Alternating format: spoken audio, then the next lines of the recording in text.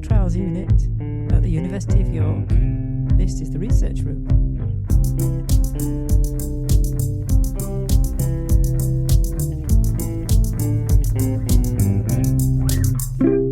Hello, welcome back to the research room with me, Lucy Affer. And me, Janine Healy. And this time in the research room, we have a two-part episode for you. Ooh, 2 parts. yeah. We've got 2 researchers who are going to tell us all about their project, which is called DISC. So we've got Puvan and Charlie. So welcome to the research room. Thank you. Thank you very much. Welcome to the research room. So could you sort of introduce yourselves, because we know who you are and other people don't. I can go first. So I'm Charlie Welch. I'm an applied statistician, I suppose, or trial statistician, if you will. And I've been working at York Trials Unit now for coming up to 8 years. Yeah, and hi, I'm Puvan Tharmanathan. I'm a senior trialist at the York Trials Unit. Been with the team for like over a decade now and been involved in securing sort of research grants for the team, including the one that we're going to be discussing today. Generally have an interest in sort of medicines optimizations primarily, but continue to work across a range of clinical areas. Brilliant. Well, thank you for coming to tell us all about your project. So to get us started then, could you tell us the full name of your project? So it's the full name is the Dupuytren's Interventions Surgery versus Collagenase, or the DISC trial. And that might not make sense to everyone at this stage, possibly. So I don't know whether should I maybe like explain it a bit more. So what we normally do is before we dive into what your project is, we have a bit of a competition going. Oh yeah, we like to do this. Compare all the for the name of your trial. So we're comparing everyone's names and choosing our favourite. So DISC then is your acronym, or short name. Yeah.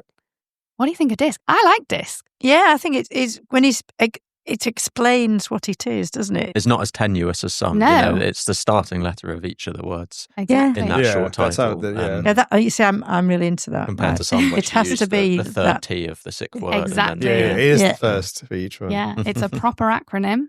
I like that it's short. I can remember it. Yes, true. The only thing I would say is it doesn't make me think of fingers. Because it's a disc. Yeah, you've slipped disc. Yeah. Oh, does it make you think of? Makes me think of CDs. Oh, yeah, that's a bit more sensible, really. But I know it's a surgical trial, so I don't. Yeah, but if you didn't, would you know it was surgery? No. And now we're being critical again. Well, that's all right. We can be a little bit critical. We can cope. Exactly. Yeah. What are you going to give it out of 10? Probably an 8. I knew you were going to give it an 8. Yeah. I'm also going to give it an 8. Oh, gosh. Look. Shocked face. So now, can you explain to us in a nutshell what your project's about, please? Yeah, sure. So Dupuytren's contracture happens when fibrous tissue builds up and bends the finger in over time into the palm. And obviously that could then, if you ever try to do it now, could cause problems with hand function. So the DISC trial essentially is comparing 2 treatments, which are currently were in use in the NHS at the point the study started, which is surgery, and as the name suggests, collagenase, which is injection, an enzymatic or an enzyme-based injection. Great, thank you. So could you tell us a bit about why you're doing the project and the background to the trial? Yeah, sure. So to get an idea of the condition of Dupuytren's contracture, the fingers, particularly the small fingers, the smaller fingers at the end, they're sort of bending into the palm.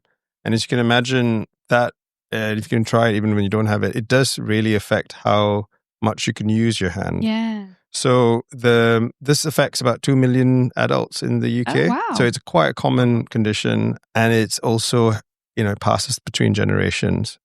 So when someone has it, they have to be conscious that their kids, it's mainly in men, and obviously any kind of activity or job that is quite physical, uses your hands a lot.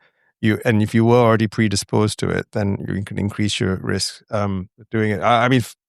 Since I started working, since we developed the trial and then got funded for it, and I tell people about it, it is quite interesting how many people have anecdotally then told me that somebody in their families had it. So then it became more apparent to me how common it was, the condition.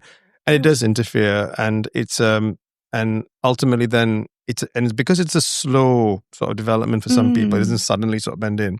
People cope with it for quite a long time. Oh, yeah. And but at some point they sort of have to, because suddenly you're working with 3 fingers and it becomes quite hard to do a lot of activities and day to day.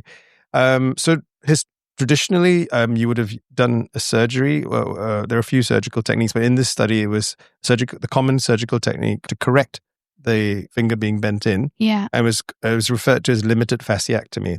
But we'll just refer to it as finger surgery for the purposes of this.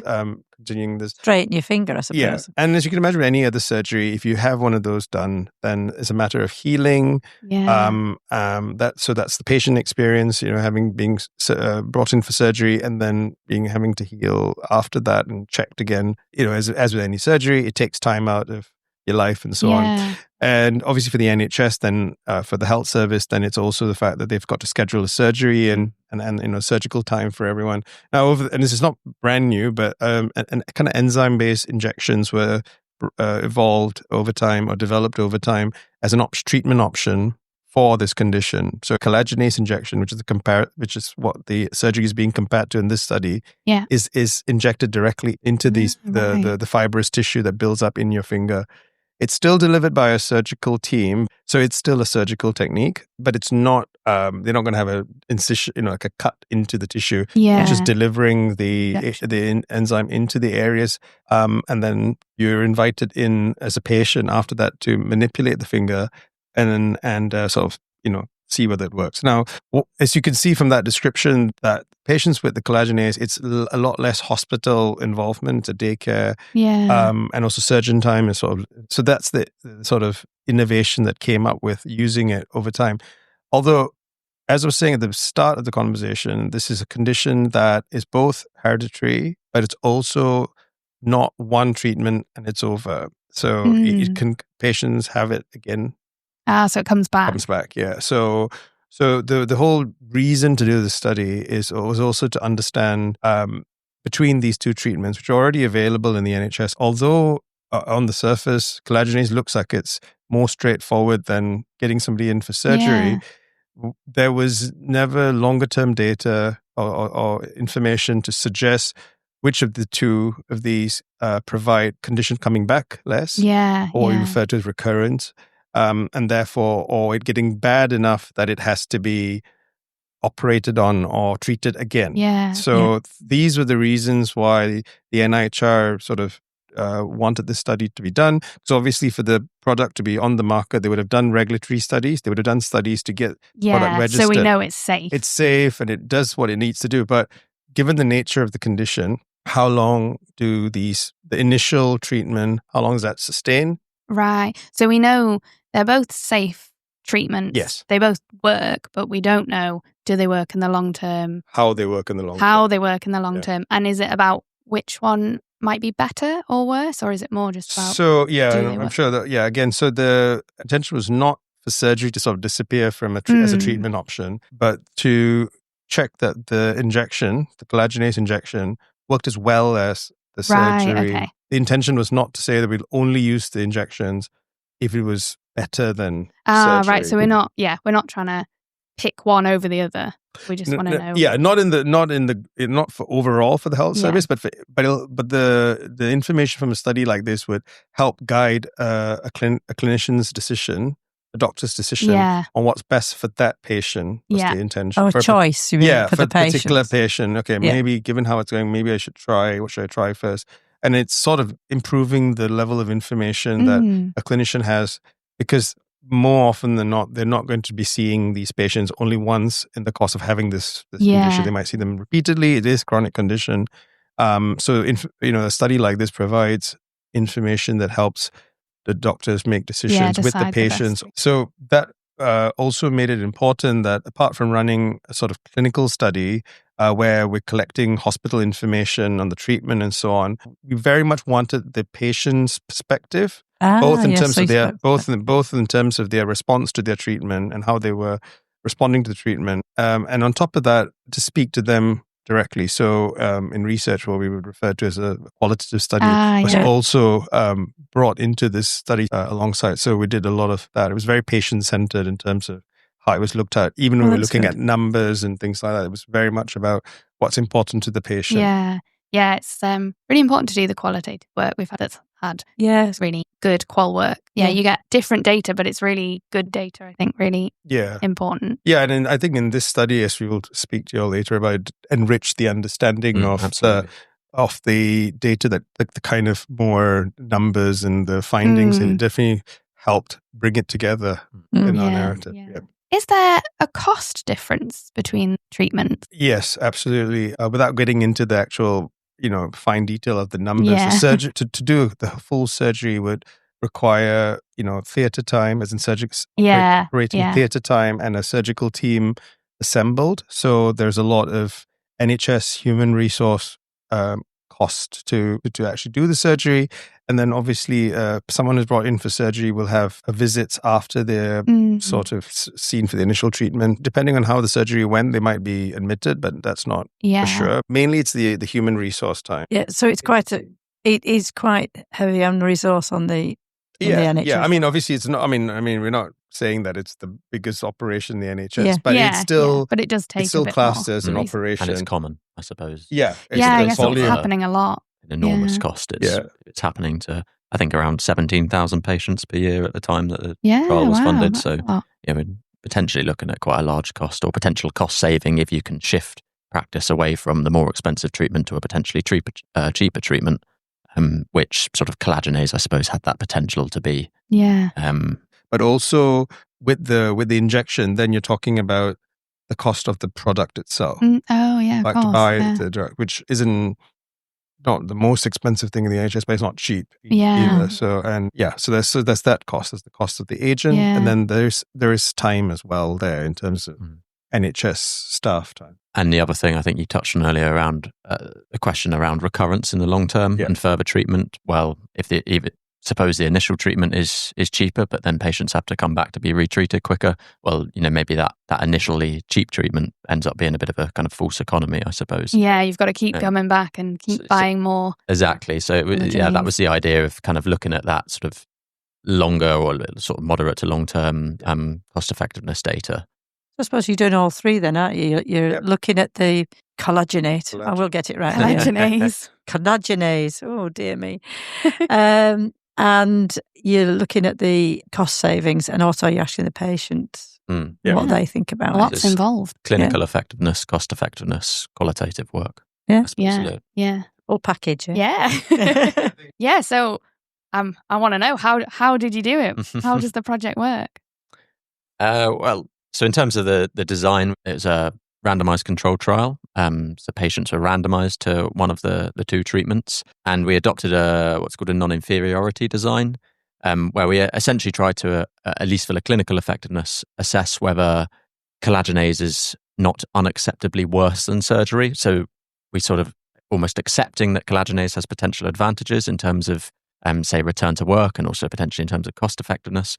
We're not seeking necessarily for collagenase to demonstrate superiority over surgery. We wanted to assess whether it was similar to, in a sense, surgery. So patients were randomized 1-to-1 to each of the treatments. So that was either collagenase or surgery. And then they received those treatments as soon as, I guess, the patient was able to adhere into kind of usual practice. And then follow-ups were a reference to the point of treatment delivery, which is slightly different maybe compared to some other trials, but given the differences in the delivery of the two treatments, it was felt that referencing the follow-ups to the point of treatment delivery was perhaps more sensible than referencing them to the point of randomization. Yeah, even for those that might be listening to this who might be in the sort of research world, I guess what Charlie is saying is that we're counting the time for the follow-up from when the treatment was delivered, as opposed to when somebody was brought into the study, which typically we consider the point at which they were randomly allocated to one or the other. Right. So that was another angle.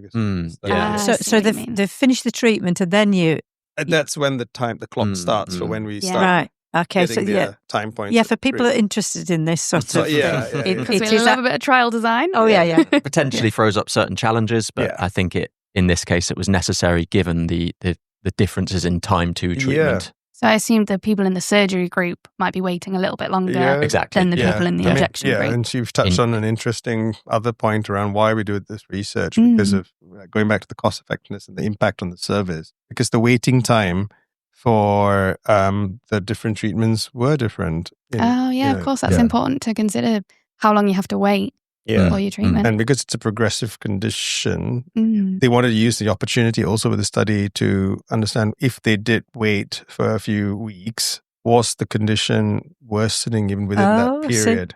So were you checking on these? So they got checked again, isn't it? Yeah, they got measured again. So when they say measured, are they actually measuring the finger? Well, yes, among other things. So I suppose, it'd be a good point to come on to what was measured at the follow-ups and what our kind of outcomes were. I won't go through the full list because there was quite a lot. But what's the main one? So our primary clinical effectiveness outcome was a questionnaire called the Patient Evaluation Measure Hand Health Questionnaire.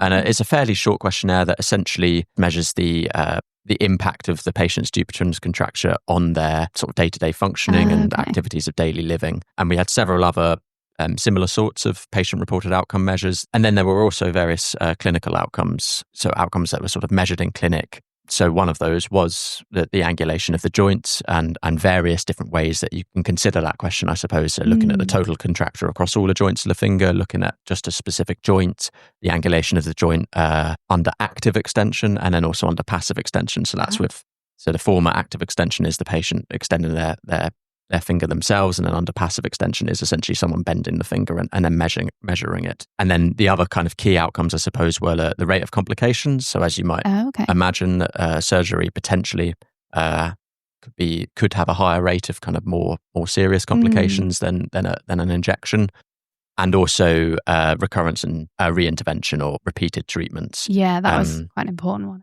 Yeah, so I think those were probably the main clinical effectiveness outcomes, and then obviously there's all the cost effectiveness data as well. So principally, that's an assessment of quality of life, which is almost used as a measure of effectiveness, and then there's the measure of the costs, and it's the cost effectiveness analysis essentially looks at the kind of trade-off between the differences in effectiveness versus the difference in costs, and reaches some conclusion about whether that treatment is cost effective, or which treatment rather is cost effective from a given perspective. In this case, say the NHS perspective. I think usually in a study like this, as we said at the start, it's prioritized as a national priority. So the main finding should be something that is quite centered on the patients involved, which is what Charlie said about the outcome experience. So it's a very patient-centered main outcome in this study. And the other clinical elements was the things that are important to the doctors and so on.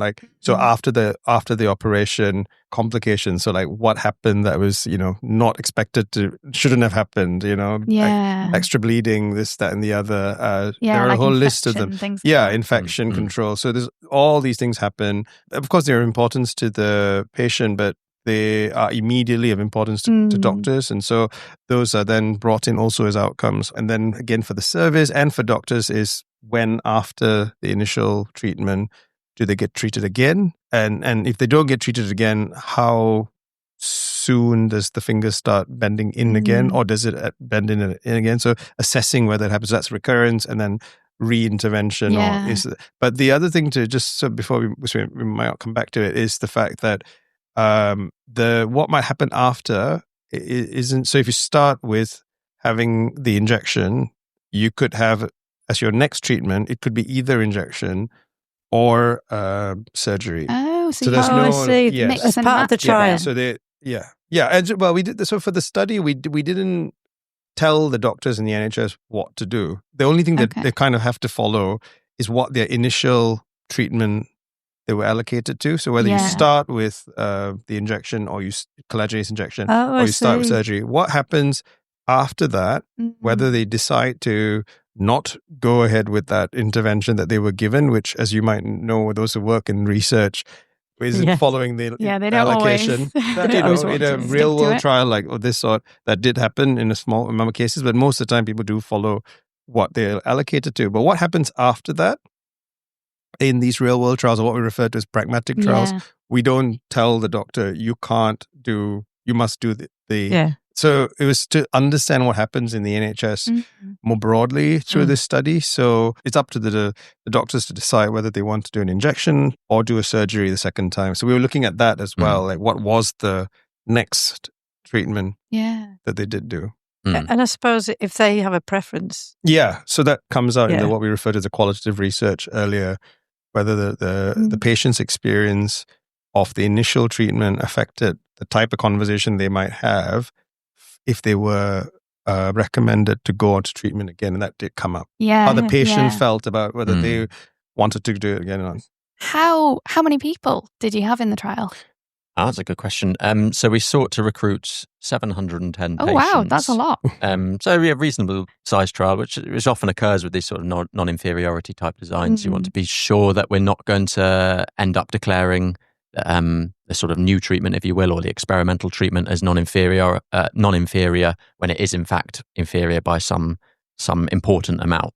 So we often end up with a sort of larger sample size in a non-inferiority trial. And I think, we sought to recruit 710 patients with the aim of an effective sample size for the primary analysis of 568 patients, I think. And I think we'll go on to results in a moment, but we ended up with somewhere close to that in the primary analysis, despite various recruitment challenges and other challenges encountered along the way, as anyone who's worked in trials is well aware, often occur, even with the best laid plans. How long was it for then? How long the recruitment period? Yeah. I think it 2017 started late 2017 to 2021. So 2021. June 2017 to September 2021. So ended up being essentially everyone, 4 years. And we probably don't need to go into it specifically with this trial, but also for probably some of the other studies that you all might speak to that had results at this stage. We also had to encounter the plague. I guess when you hear those dates, COVID-19. there was quite a big thing going on in that time, wasn't there? And I don't know whether we should come to it now or in a later question around the so-called challenges that that posed not just COVID, but there was felt like a multiple storm, because there was already the closing potential research activity being largely stopped in the UK during COVID because of clinical priorities and so on.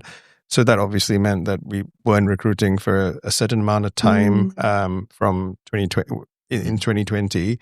But it felt like it also came with an interesting point around that time where the treatment collagenase, they stopped marketing it in the UK and Europe at that point, which was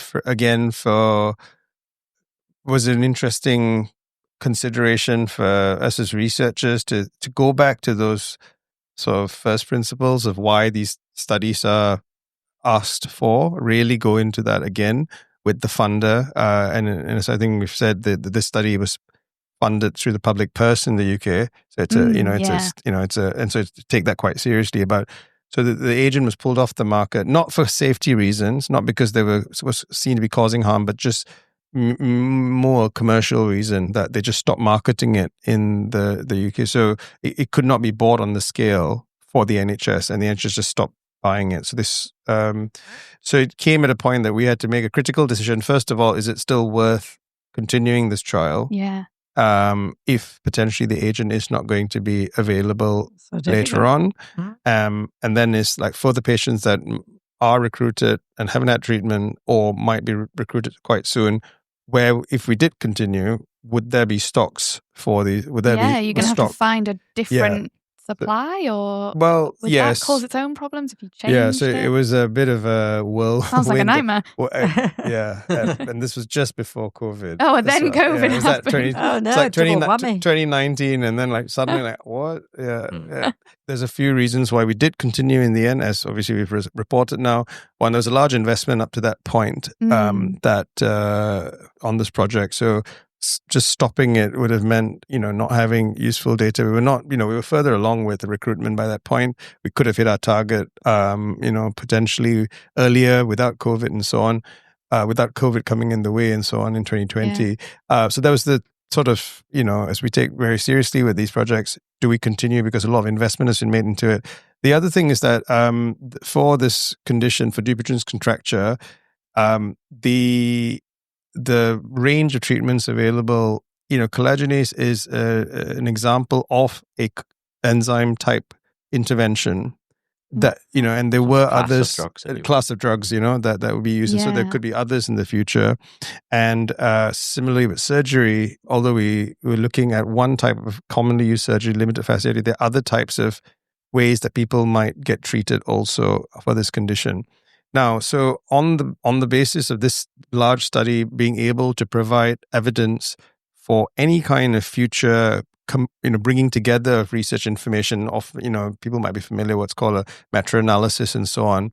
It would be useful to have this information about this study, given how far we've gone. So the sort of bigger picture is what sort of came around, and then we had to write to the funder of the trial to explain that we would continue and so on. But we had to go back to those, like, is it really of value? And because looking at the total picture of all the treatment options in the future, apart from just looking at these 2 treatments within this study, was still relevant, the decision was made to continue. Now, then we very quickly had to try and secure stocks from the different hospitals.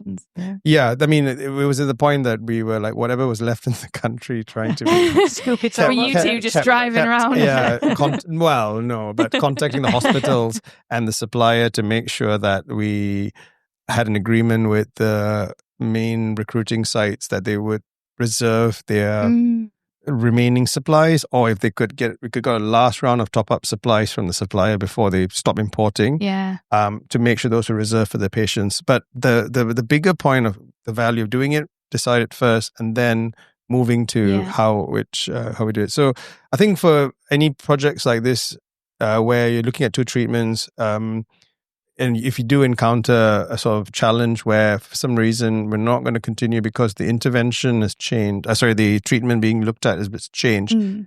This another project gave a kind of practical experience where we really have to go back to why are we doing this? And is there value in this information in the future? Because this happens in other situations, other treatments or ways of care that change while the study is running.